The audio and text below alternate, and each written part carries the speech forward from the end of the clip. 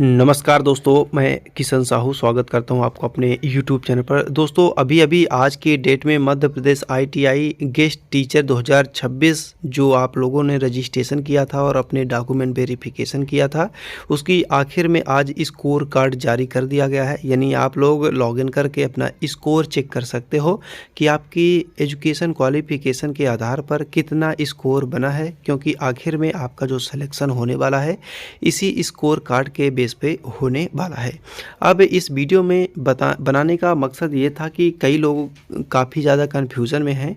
अलग अलग सभी कैंडिडेट्स का स्कोर है, किसी का 43 है, किसी का 58 है, तो उनको मतलब बहुत ही ज़्यादा डाउट में है। उनको लगता है ये किस हिसाब से स्कोर कार्ड बनाया गया है और मतलब काफ़ी ज़्यादा कन्फ्यूजन क्रिएट हो रही थी। इस वजह से मुझे लगा क्यों ना आप सभी के कन्फ्यूजन को बहुत ही आसान भाषा में समझाया जाए, आखिर ये स्कोर किस प्रकार से बनाया गया है। तो चलिए बिना टाइम वेस्ट के शुरू करते हैं आज के इस इम्पोर्टेंट वीडियो को और आसान भाषा में जानते और समझते हैं।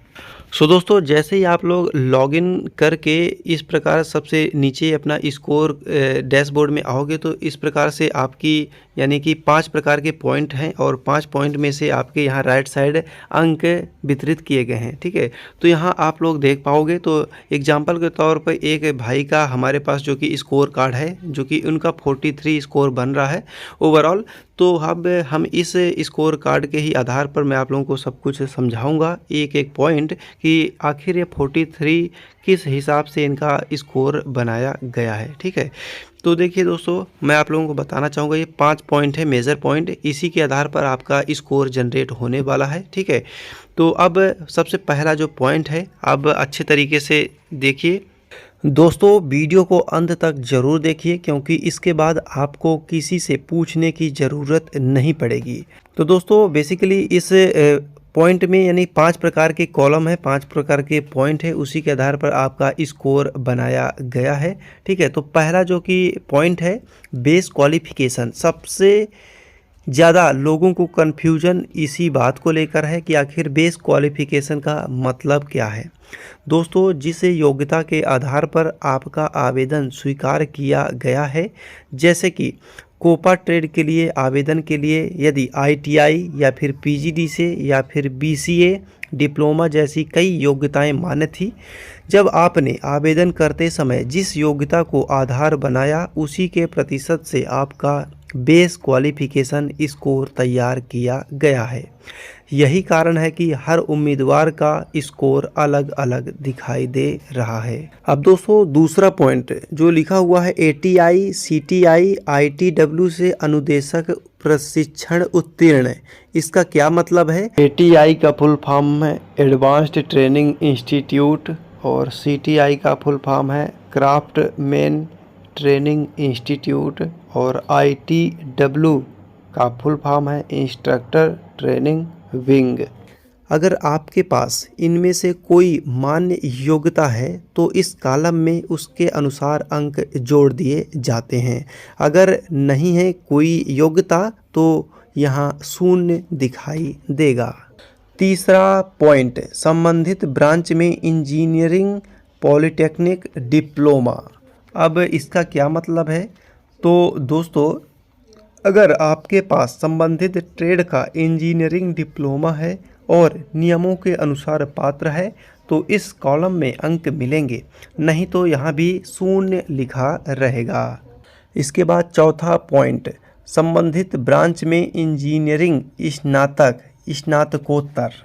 दोस्तों संबंधित ब्रांच में इंजीनियरिंग डिग्री है और नियमों के अनुसार पात्र है तो इस कॉलम में भी अतिरिक्त अंक मिलेंगे आपको, अन्यथा शून्य ही रहेगा।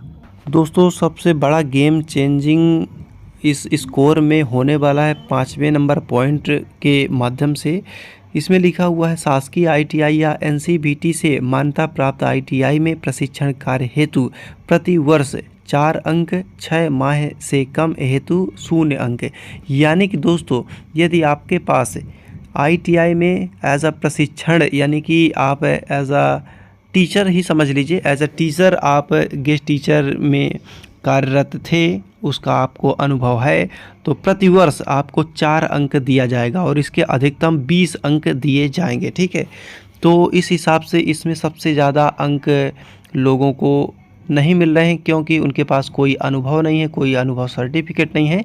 जिनके पास एक्सपीरियंस है तो वो यहाँ बाजी मार ले गया है। जी हाँ दोस्तों, उनका पहली प्राथमिकता से सिलेक्शन होने वाला है। यहाँ इस कैटेगरी में भी इनका 5वें नंबर ऑप्शन में भी शून्य लिखा है। इस वजह से इनका ओवरऑल स्कोर बन चुका है 43। अब ये 43 क्यों बना है अब मैं आपको बताना चाहूँगा। तो इसका मतलब है इनका जो कि 43 जो स्कोर बना है, इनका जो ITI मार्क्स के अकॉर्डिंग इनको बेस क्वालिफिकेशन माना गया है ITI को। तो इनके परसेंटेज अब निकालते हैं तो 43 भागे डिवाइड करेंगे 0.7 से, तो 61.42 यानी कि इतने परसेंटेज इनके बन रहे हैं। अगर इतने परसेंटेज थे इनके ITI में तो बिल्कुल इनका स्कोर बिल्कुल परफेक्ट है। इनको दावा आपत्ति क्लेम करने की कोई आवश्यकता नहीं है। ठीक है, आपको यही मिलान करना है दोस्तों। आपको स्कोर देखना है, स्कोर को डिवाइड करना है 0.7 से। जो भी आपका परसेंटेज होगा वो बिल्कुल एक्यूरेट आएगा।